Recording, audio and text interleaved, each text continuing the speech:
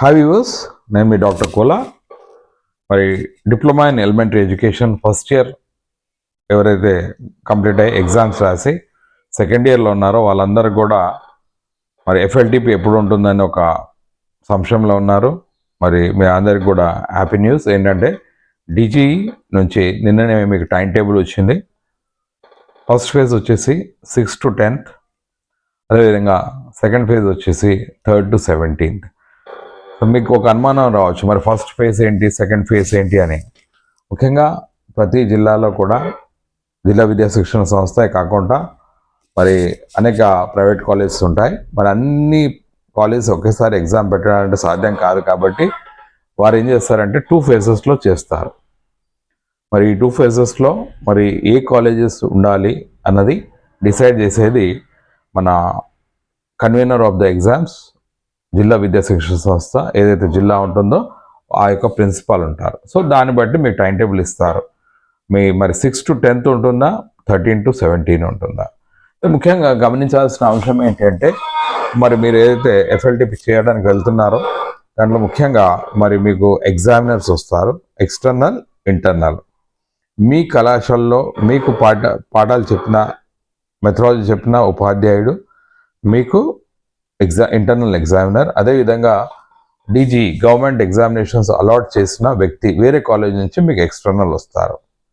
ఎందుకు internal, external అంటే సరైన విధంగా న్యాయంగా మూల్యాంకనం చేయడానికి, ఎవాల్యుయేషన్ చేయడానికి. సో మీరు అనవచ్చు, సార్ ఇద్దరంటే ఎందుకంటే ఈ విషయం. అదేవిధంగా మీరు ఒకటి గమనించాలి, మరి మీరు ఎన్ని నిమిషాలు చెప్పాలన్నది కూడా మీకు డౌట్ వస్తుంది. ప్రభుత్వ నామ్స్ ప్రకారము లేదా డీజీ నామ్స్ ప్రకారము ప్రతి ట్రైనీ ఉపాధ్యాయుడు 30 నిమిషాలు పాఠ్యాంశం తీసుకోవాలి, 30 minutes క్లాస్ తీసుకోవాలి. చాలామంది విద్యార్థులు అడుగుతున్నారు, సార్ ఎన్ని నిమిషాలు క్లాస్ చెప్పాల్సిన అవసరం ఉంటుందని. 30 minutes తీసుకోవాలండి. అదేవిధంగా మీకు ఇంతకుముందే చెప్పాను, అది మీకున్న 2 మెథడాలజీస్ కావచ్చు, Telugu and as well as mathematics. దీనికి సంబంధించి ఫస్ట్ 3rd ఒక లెసన్, 4th, 5th సంబంధించి ఒక లెసన్. ఈ రెండిట్లో అంటే మీ క్లాసెస్ అలాట్మెంట్ కూడా మీ యొక్క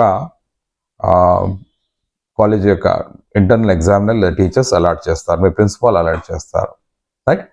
సో కాబట్టి మీరు దాని గురించి వరీ కావద్దు, దాన్ని అలాట్ చేయడం జరుగుతుంది. అదేవిధంగా స్కూల్ కూడా అలాట్ చేస్తారు, అది కూడా డిస్ట్రిక్ట్ ఎడ్యుకేషన్ ఆఫీసర్ అనుమతితోటి మీకు స్కూల్స్ అలాట్ చేయడం జరుగుతుంది. మరి ప్రతి బ్యాచ్లో 10 మంది విద్యార్థులు ఉంటారు, ప్రతి విద్యార్థి 30 నిమిషాలు తీసుకోవాలి. ఎక్స్టర్నల్ ఉంటారు, ఇంటర్నల్ ఉంటారు. మీరు ముఖ్యంగా పీరియడ్ ప్లాన్స్ 2 రాయాలి. మీకు ఇంతకుముందు చెప్పాను, ఎక్స్టర్నల్, ఇంటర్నల్. ఓన్లీ 1 side రాయాలి. A4 సైజ్లో మీరు ఒక సైడ్ రాయాలి, బ్యాక్ టు బ్యాక్ రాయొద్దు, ఓకేనా. ఇది ఫైనల్ ఎగ్జామినేషన్స్. అయితే 20+20 40 రోజుల యొక్క టీచింగ్ ప్రాక్టీస్ మీరు చేశారో దానికి సంబంధించి మీకు అంటే మీ యొక్క కేపబిలిటీ, మీ యొక్క సామర్థ్యాలు పరీక్షించడానికి ఎఫ్ఎల్టీపీ అంటారు. తెలుగు ఏ విధంగా బోధించగలుగుతారు, మ్యాథమెటిక్స్ ఏ విధంగా బోధించగలుగుతారు. సో పీరియడ్ ప్లాన్స్ 2 ఫెయిర్గా రాయాలి, ఒక సైడే రాయాలి. పైన మంచి కలర్ఫుల్గా డిజైన్ చేసి అట్ట వేయాలి, రైట్. దాని మీద రాయండి ఎఫ్ఎల్టీపీ డిఎల్ఈడి ఫస్ట్ ఇయర్, మీ యొక్క కాలేజ్ పేరు, మీ name, roll number, right. So ఇది మీకు సంబంధించి పీరియడ్ ప్లాన్ గురించి. పీరియడ్ ప్లాన్స్ కూడా ఏవైతే రాస్తున్నారో మీరు ప్రయర్గా ముందే మీ యొక్క కాలేజ్లోని మీ యొక్క కన్సర్న్ సబ్జెక్ట్ టీచర్ తోటి అప్రూవల్ తీసుకోవాలి. మీరు ఒకవేళ అప్రూవల్ తీసుకోకుండా వచ్చినట్టయితే ఎక్స్టర్నల్ ఎగ్జామినర్ మీ యొక్క లెసన్ని యాక్సెప్ట్ చేయరు, right. So period plan prior approval ఉండాలి. అదేవిధంగా మీరు ఏదైతే స్కూల్ అలాట్ అవుతుందో దానికి టైం చేరుకోవాలి, యూనిఫామ్లో ఉండాలి, నీట్గా ఉండాలి, రైట్. ఇది ఇంకో అంశం. ఇవి కాకుండా మీతో పాటు మీ యొక్క పాయింటర్, మీ యొక్క డస్టర్, మీ యొక్క చాక్ పీస్ మీదే ఉండాలి, రైట్. ముఖ్యంగా మరి మీరు ఏదైతే పీరియడ్ ప్లాన్ రాస్తున్నారో ఆ పీరియడ్ ప్లాన్ మీ యొక్క ఏదైతే పాఠ్యాంశం ఇవ్వడం జరిగిందో దానికి అనుగుణంగా ఉందా లేదా కూడా చూస్తారు. మరి పీరియడ్ ప్లాన్ ఏదైతే రాస్తున్నారో దాన్ని ఏదైతే స్టెప్స్ ఉంటాయో దాని ప్రకారం రాయాలి పద్ధతిగా. అయితే మనం చూసినట్టయితే మొదలుపెట్టి సోపానం నుంచి మొదలుపెట్టి లాస్ట్ వరకు. సో ప్రతి ఒక్క యాక్టివిటీ డిజైన్ యూనిక్గా ఉండాలి. అంటే మనం ఫర్ ఎగ్జాంపుల్ పూర్వజ్ఞాన పరిశీలన చేస్తున్నాం, అందరిలాగా మనం చేసినట్టయితే మార్కులు రావు. లేదా ఉన్మీకరణ చేస్తున్నాం, మోటివేషన్ చేస్తున్నాం, ఏదైనా కొత్త యాక్టివిటీ తీసుకోండి, రైట్. తద్వారా ఏమవుతుందంటే క్లాస్ రూమ్లో వైబ్రేషన్స్ అంటే పిల్లలు మీ వైపు మరలడం, పిల్లలు మీరు చెప్పే పాఠ్యాంశానికి ప్రతిస్పందించడం జరుగుతుంది. సో పీరియడ్ ప్లాన్స్ పర్ఫెక్ట్గా ప్రజెంటేషన్కి ఉపయోగపడే విధంగా, అంటే పిల్లలు మంచి అవగాహన కల్పించే విధంగా ఉండాలి. ఇదే కాకుండా టీచింగ్ లెర్నింగ్ మెటీరియల్ ప్రతి ఒక్కరు కూడా ఈ పాఠ్యాంశం చెప్పేటప్పుడు ఏదైతే మరి మనం ఏమంటాం టీచింగ్ లెర్నింగ్ మెటీరియల్ అవసరం ఉంటుందో దాన్ని తీసుకెళ్ళాలి. మీ పాఠ్యాంశానికి అనుగుణంగా ఉండాలి. అది లో కాస్ట్ నో కాస్ట్, అంటే తక్కువ ఖర్చులు చేస్తుంది ఉండాలి. అదేవిధంగా విద్యార్థులకు ఆ పాఠ్యాంశం పట్ల అవగాహన కలగడానికి ఇది ఉపయోగపడాలి, రైట్. ఇది సంబంధించి మీ యొక్క టీఎల్ఎం సంబంధించి పీరియడ్ ప్లాన్ సంబంధించి, రైట్. ఇంకోటి గమనించాలి, మీరు ప్రైమరీ క్లాస్లో బోధిస్తున్నారు కాబట్టి మరి మీరు పిల్లల మధ్యలో కూర్చొని పిల్లలతో పాటు బోధన చేసినట్టయితే మంచి ప్రతిస్పందన వస్తుంది. ఒకటి గుర్తుంచుకోవాలి, మరి మీ మార్క్స్ వేసేటప్పుడు ఈ 20 మార్కులు ఉంటాయి ఒక లెసన్కి.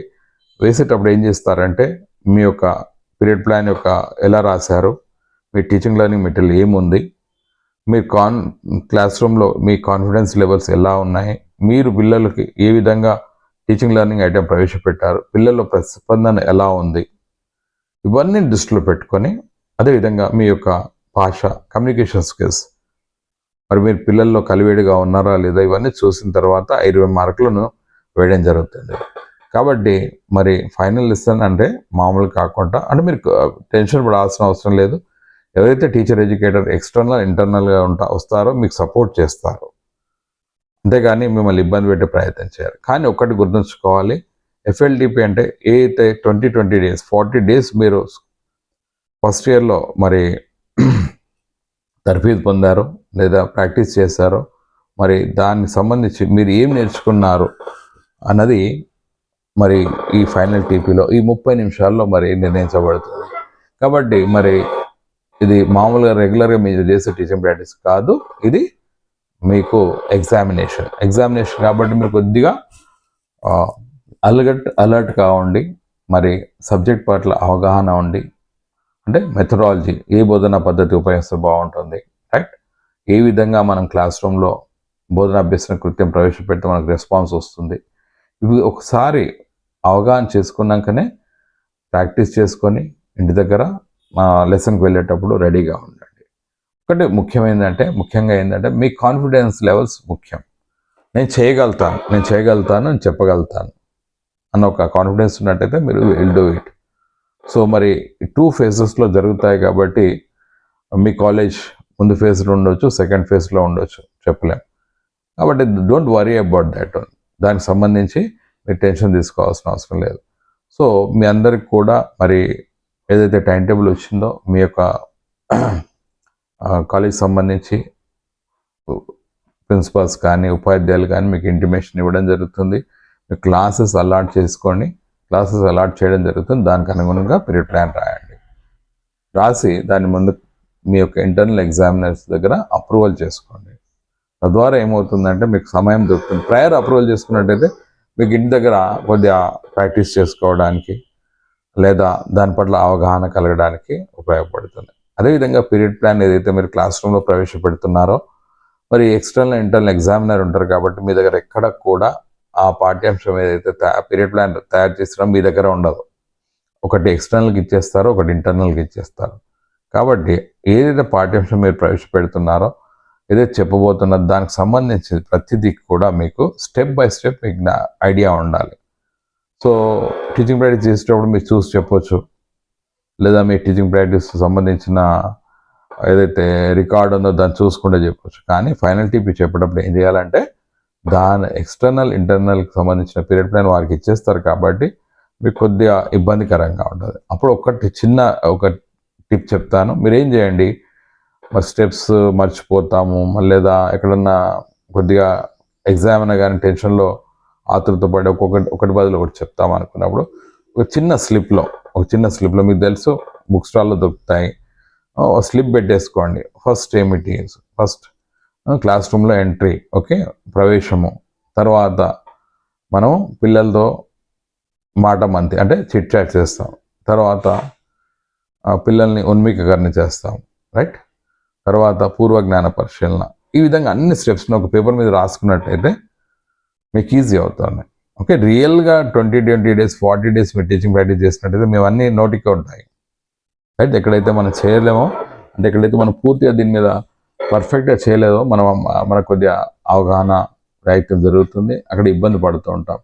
కాబట్టి మరి ప్రతి ట్రైనింగ్ కూడా ఒకటి చెప్తున్నాను ఏంటంటే, సీరియస్గా మీరు ముందే ప్రిపేర్ అయినట్టయితే, అదేవిధంగా నేను చెప్పిన టిప్స్ ఏవైతే ఫాలో అయినట్టయితే డెఫినెట్గా మీరు రేపు ఫైనల్ టీపీ బాగా చేస్తారు. ఎందుకంటే ఈ ఫైనల్ టీపీ ఎగ్జామ్స్ అయిపోతేనే మీ రిజల్ట్ వస్తుంది. ఎందుకంటే మీ మెమోలో థియరీ ప్లస్ ప్రాక్టికమ్ మార్క్స్ కలిపి వేయడం జరుగుతుంది. సో కాబట్టి 6 to 10th, 13 to 17th ఎప్పుడైతే మీ ఎగ్జామ్స్ అయిపోతాయో, నేను అనుకుంటాను మీ థియరీకి సంబంధించిన పేపర్స్ కరెక్షన్ అయిపోయి ఉంటే అవి కలిపి మీ మెమోస్ వస్తాయి. ఎందుకంటే చాలామంది విద్యార్థులు మరి సార్ మా రిజల్ట్స్ ఎప్పుడు అంటున్నారు. రిజల్ట్స్ ఎప్పుడు వస్తాయంటే ఫస్ట్ మీ ప్రాక్టికల్ ఎగ్జామ్స్ కూడా అయిపోవాలి. ప్రాక్టికల్ ఎగ్జామ్స్ అయిపోతే మీ మెమోలో థియరీ ప్లస్ ప్రాక్టికల్ సంబంధించిన మార్క్స్ కలిపి మెమోస్ వస్తాయి, right? So don't worry about that one. మరి ఫైనల్ టిప్కి మీరందరూ రెడీగా ఉంటారని ఆశిస్తూ, మీరందరూ కూడా చక్కగా చేసి మరి ఈ ఫైనల్ టిపిలో కాన్ఫిడెన్స్ లెవెల్స్తో చేసి మీరు విజయం సాధిస్తారని ఆశిస్తూ, signing off doctor Kola. Bye.